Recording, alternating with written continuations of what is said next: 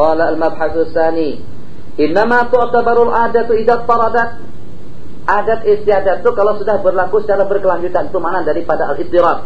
Al-istirad berlakunya secara berkelanjutan. Amma idza tarabat, adatnya itu macam mana? Jadi di sebuah kampung kadang-kadang kenduri pagi, kadang-kadang kenduri petang, ada yang kenduri tengah hari, ada yang kenduri tengah malam, ada yang kenduri pukul 3 pagi. Kita katakan ini muttaribah. Adat yang semacam ini bukan muttarib. Al-istirad setelah kita selidiki, setelah kita adakan kajian, semuanya yang namanya kenduri kawin bermula daripada jam 9 pagi sampai kepada jam 2 petang. Oke, itu kita katakan adat muttaridah. Adat muttaridah dengan muttaridah yang tidak stabil, yang kalau kebetulan ada pukul 6 pagi sampai pukul 9. Ada juga dari 9 sampai pukul 4. Ada juga yang kendurinya lepas maghrib. Ada juga yang kendurinya tengah malam. Itu kita katakan adatun muttaribah. Muttaribah yang semacam itu tidak terpakai. Qala wa fi dzalika furu' ba'a syai'an bidarahima wa atlaq nuzila ala naqdil ghalibi falaw tarabatil adatu bil baladi wajabal bayan wa illa yaqulul bai'u. Menjual sesuatu dengan harga senilai beberapa dirham. Saya jual handphone saya ini seharga 100 dirham. Sedangkan dengan uang dirham yang ada di Mesir, dirham Kuwait laku, dirham Irak laku, dan juga dengan dirham Imarat laku, dirham daripada Jordan laku. Itu kalau kita tidak bayan, kalau kita tidak menjelaskan, hukumnya batil. Kenapa? Sebab dengan kegunaan dirham tadi itu masih mubham. Harus kita tentukan salah satunya. Saya jual dengan harga 1000 apanya? Tapi kalau ternyata dengan kita duduk di Malaysia, mata uang yang berlaku itu hanya setakat dengan ringgit saja. Kalau kita sebut 1000, berarti 1000 ringgit. Kalau kita sebut 100, berarti 100 ringgit. Kalau kita sebut 1.000.000, berarti 1.000.000 ringgit. Tapi kalau seperti dengan di Indo misalnya, kalau sebut 1.000.000, berarti rupiah. Kalau pada waktu kita di pasaran bebas, sebut 100, tidak sah jual belinya. Kenapa? Apakah itu 100 dolar atau 100 pound atau 100 uang Eropa, euro atau apa namanya? Jadi saat ketika dengan mata uang yang berlaku lebih daripada 1, fala budda minal bayan.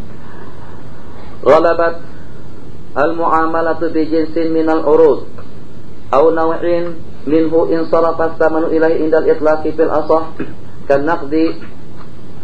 Kalau ternyata dengan muamalah jual beli itu dengan menggunakan salah satu daripada barang dagangan, tak lagi kita menggunakan uang kertas, tak juga kita menggunakan uang perak dan dirham. Yang kita gunakan itu adalah salah satu daripada benda. Katakan saja dengan kita, tiap benda yang kita beli itu kita bayar dengan kertas. Tiap benda yang kita beli kita bayar dengan tanah. Jadi tanah kita sebutkan dengan urudut tijarah sebagai pengganti duit. Kalau itu disepakati, hukumnya sama. Istajara lil khiyatati, dengan kita mengupahkan seseorang, kita minta upah atau kita meminta seseorang untuk menjahitkan pakaian kita. Wa nafsi, menulis, kohol untuk mencalang matai, fal khaitu dengan benangnya, wal hibru dengan dawatnya, wal qahlu dengan calak matanya kepada siapa? Hukumnya rujuk kepada adat. Tadi sudah kita sebutkan. Penting. Al-madarisul mawqufatu ala darsil hadis. Madrasah-madrasah yang diwakafkan ini dengan dewan kita ini diwakafkan untuk apa? Kalau dengan dewan kita ini serbaguna, oke. Selamatan, kesyukuran di sini, pengajian di sini, kenduri kawin di sini, musyawarah di sini, makan bersama di sini, silahkan.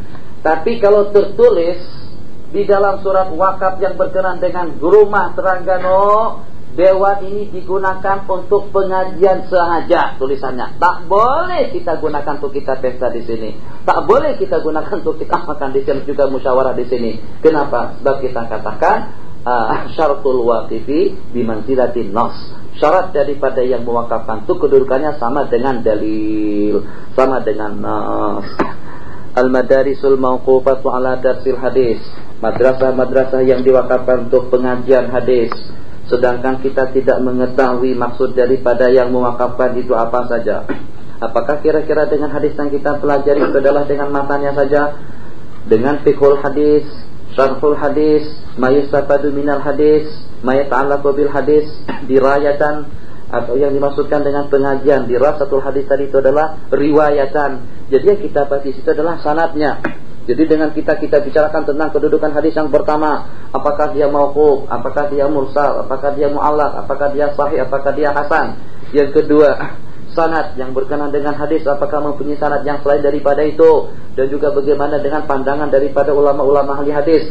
Jadi dirasatul hadisi riwayatan. Yang tadi dirayatan. Apa bedanya? Riwayatan dengan dirayatan.